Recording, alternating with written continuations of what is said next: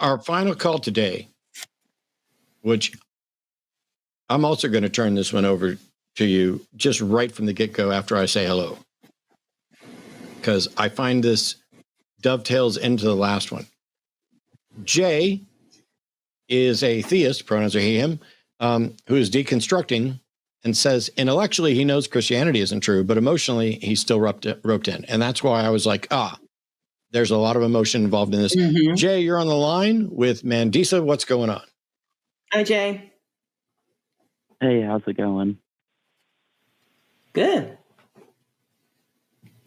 Yeah, I mean, I didn't know if it was like appropriate for the line or not, but I'm just wanting to let go of my faith, but it's really difficult because I was like conditioned to it at a very early age and I have a lot of emotional investment in it, stuff like that.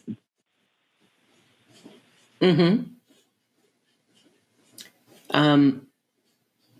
What was it? Can you explain briefly what was the catalyst for for challenging your faith to begin with? How did you arrive at that? Because that's pretty important. When I started questioning my gender identity, I've struggled with my faith ever since. Okay. And that's perfectly fair and perfectly valid. And we're assuming that you were raised Christian. What denomination? It was pretty rough, Pentecostal. Oh yeah, yes, absolutely. So first, you definitely have, I think I can speak for both of us, for Matt and me, when we say that you have our empathy, because it is not easy that when you are, when you are struggling with your gender identity and you come from a denomination that is extremely dogmatic towards those identities, it's problematic. But the fear is there. Do you find yourself feeling scared? Yeah.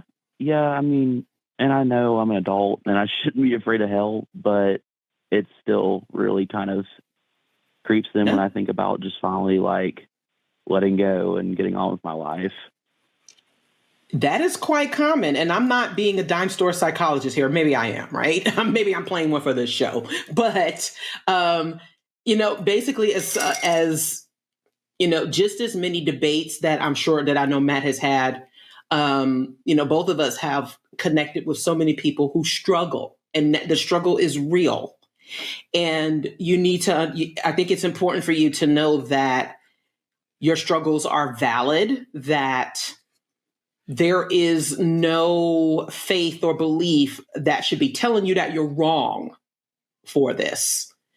And that it is important for you to find outlets and find others. This is one of the reasons why we continue to be active in this work, is because there are so many people like you who are struggling. And it is very, very important that you are able to come to this understanding for yourself, the comfort in your gender identity, as well as shedding your beliefs. But it is important to be armed with information. And have you been able to talk to anyone else about this?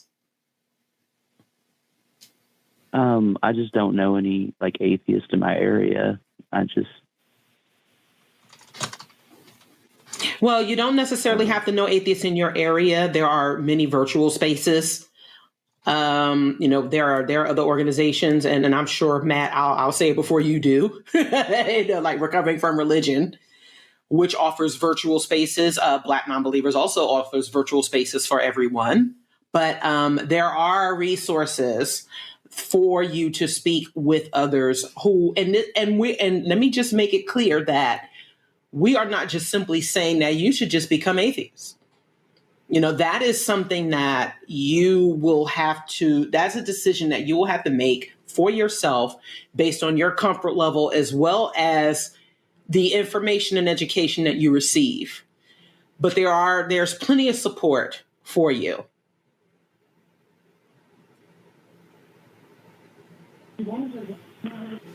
I do want to jump in for just a second, Jay, because, yes, recovering from religion and organizations, I want to make sure that, you're getting the support you need as you deal with this stuff. But there's a little fine point which may not fucking matter, and it might be dumb of me to even say so.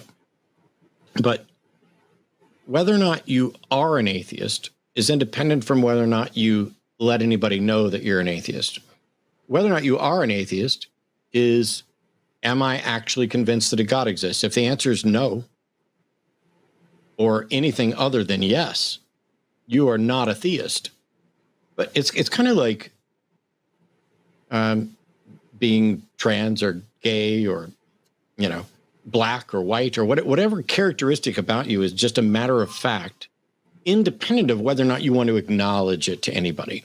And yes, it's very difficult if Mandisa and I are out in public for me to hide the fact that I'm white and for her to hide the fact that she's black. But if we were online talking with people and we were, just operating anonymously, we would need to reveal that information. And there are really good reasons to do that. And there are also good reasons to not do that. Even if you don't believe in a God, even if you're not aware or properly understand your own gender identity, your own sexuality, your own preferred foods, you need to remember you don't owe anybody an explanation for any of it. And if you being honest and being your honest self is likely to cause you distress or harm, it's okay and preferable to be dishonest, provided that the dishonesty that you're engaged in isn't doing harm to others and is merely a matter of, I'm not going to tell you what's going on privately in my head because of the consequences of what you might think of me. And in doing so, recognize you are not hiding from their consequences because you think their consequences are just. You are hiding from those consequences because those consequences will do harm to you. That's it. It's like, don't put your hand on the stove. It's got nothing to do with whether or not I like stoves or whether or not this stove is, was one of my favorite stoves of all time, or if I got this stove used and fixed it up and repaired it myself. You don't have to engage, or you don't owe anybody a thing. And for the people who are trying to impose their views on you, those people need some help. And you may be able to help them at some point, because I guarantee you, Jay, as you become more distanced from the dogma and more comfortable with openly being who you know yourself to be, you will both begin to feel empowered. You will start to see other people who've been marginalized and ostracized willingly supporting you and offering you some assistance as well. And I'm not saying that you're instantly going to get a bunch of friends and a whole new network. You may spend quite a bit of time lonely throughout this. And that loneliness is probably one of the most crushing aspects of this whole thing, because what keeps people in religion is the fear of being ostracized from the group. If I don't keep going to church, who am I going to interact with? Do I lose all my friends? What about my family? If my family doesn't appreciate me because I'm an atheist, because I'm gay, because I'm trans, because I like the Cowboys, or whatever, that is all their problem. And it is them attempting to use your fear of being alone to keep you from being who you are and who you need to be. I know it's not going to be easy. I don't want to pretend it's easy. We're giving you some resources in recovering from religion. I just want you to know there are people out here who are pulling for you, and that even that the loneliness and the vilification and ostracization that happens on behalf of people's religion is actually about their fear and their weakness. They are unable to deal with a reality in which you can exist as your true self. Something about who you are fundamentally digs a hole, like sticks a screwdriver in their head, swishes their brain around and digs a hole into what they believe to be true and what they desperately need to be true. These religious individuals are, in fact, victims. And the only way they can cope with not recognizing that they're victims is to victimize somebody else. You are the one that has to make a decision about how much you're willing to let others victimize you in order to maintain their company. And I'm not going to tell you there's a right answer to that. And the right answer for you may change as you grow and learn and get more comfortable.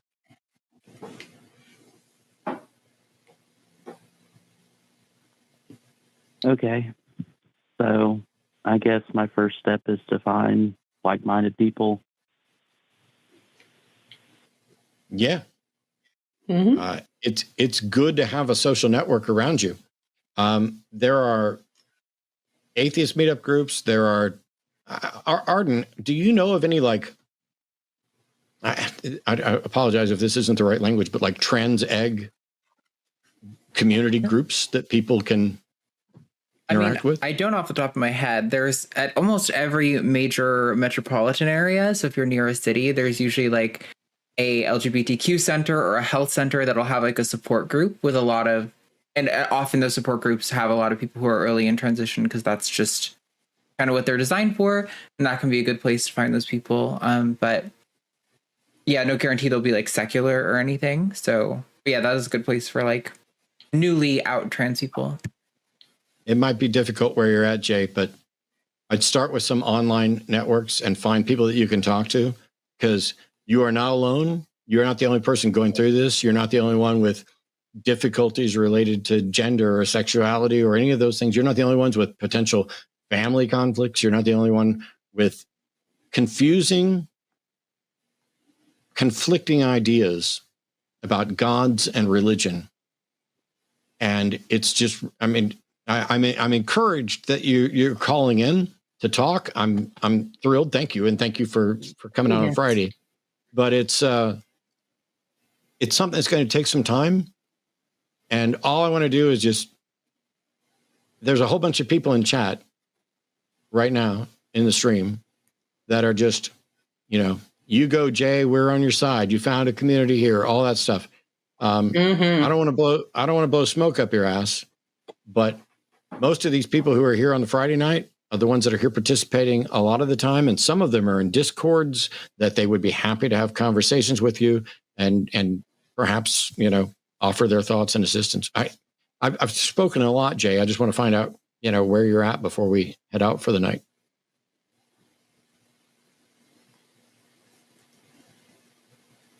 Okay. Well, I don't want to take up much more of your time, but thanks for your advice. I'm just going to maybe start talking about my fear of health, my therapist. Maybe she can help since she's really secular. Yeah. That's also another good. Mm-hmm.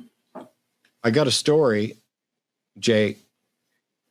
I've met atheists who've been atheists for 50 years who were indoctrinated with a fear of hell as a child, and they haven't believed in a God, and yet they can still wake up at night with nightmares of hell. And when they wake up, there's still a lingering concern, and it's all built on this, what if you're wrong? What if you're wrong? What if you're wrong? And what that demonstrates is that the religion that did this to you and to those other people is not interested in demonstrating its truth. It's not interested in demonstrating that there's a God. It's not interested in demonstrating that there's love. It is only using fear to try to terrorize people into compliance. Because there's no parent in the world that could show their love by threatening to torture you. And any God that is weaker than a parent is one that, if they exist, I don't want nothing to do with. What use is it?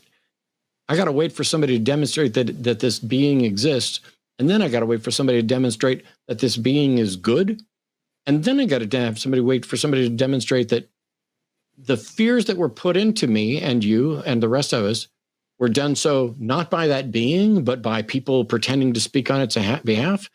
And if you realize that, if the God of hell is real, he's an immoral monster. And if there's a God who's real, who allows people to be fooled by a fictional immoral monster, that God is morally inferior as well. No God has come along to comfort you and say, the fears that they're putting into your head are not true. That's not me. I love you. I would never do that. No God's done that for anybody. And this is one of the strongest reasons, if I'm going to ever affirm there are no gods, it's not just the argument from inconsistent revelation. It is that if there was a God, why isn't it stepping in to at least say, hi, I'm the real God. All that other stuff is not me. Because if a God exists and he's not correcting the harm being done in his name or in name of the concept, he's just as bad. And I recommend listening to Tim Minchin's song, the Pope's song, which is incredibly, it uses the F word, I don't know, a gazillion T1 times. But if you go through the lyrics, let me pull it up. The lyrics just start with fuck the motherfucker, fuck, etc. But if you think, fuck you, motherfucker, if you think that motherfucker is sacred, if you cover for another motherfucker who's a kitty fucker, fuck you, you're no better than the motherfucking rapist.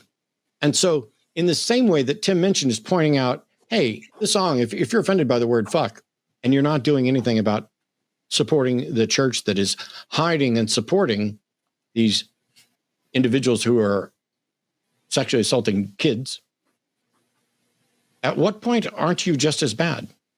And so if there's a God out there that is not coming to your aid, not doing anything to alleviate the fears that were put into you by false gods, how is that God any better or any more moral than the one that they say you should be afraid of? I'm not going to be afraid of any of them, Jay. That's a good point.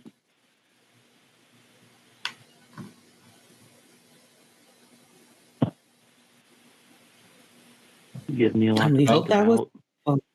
Mm-hmm. Yeah, I know it's a lot to think of. Keep reaching out. Keep thinking. Find some community somewhere, including here, if you're comfortable with that. And if you're not, that's fine. You got to be you, and ain't none of us know what that's like, and ain't none of us can tell you that you're doing it wrong. All we can do is encourage you to keep being you and to find the people who will love you and care about you for being you, instead of only loving you if you become who they want you to be. Okay. Well, thank you for your time. You and Mandisa have a wonderful night. Thanks, Jay. You do the same. Okay. Stay strong. Bye-bye. Yes. All right. Wow, it's a wild way to end the show, because there's so many people dealing with so much. It's one of the reasons why I'm a little frustrated with the intellectual elites, with the people who are professors or want to be professors, engaging in, well, philosophically, so-and-so said that such and such is this way. And in this particular instance, we know that this is at least possible or probable under a Bayesian analysis of the perversion of humanity. It's dumb. Right. if there's a God and it's not stepping up to say, hi, I'm God, and all those others are liars, it is complicit. Right. Thanks for watching that clip. Hey, we're trying to do some data research about whether or not our callers successfully proved that God existed. If they didn't, don't forget to like and subscribe. That's how we know they failed. But if you don't like and subscribe, you're saying that they succeeded. So you're saying that by liking and subscribing, you will be affirming that you are an atheist. Hey, what else should they do? I don't know. Maybe go to patreon.com/calltheline and donate some of their hard-earned money. Like and subscribe.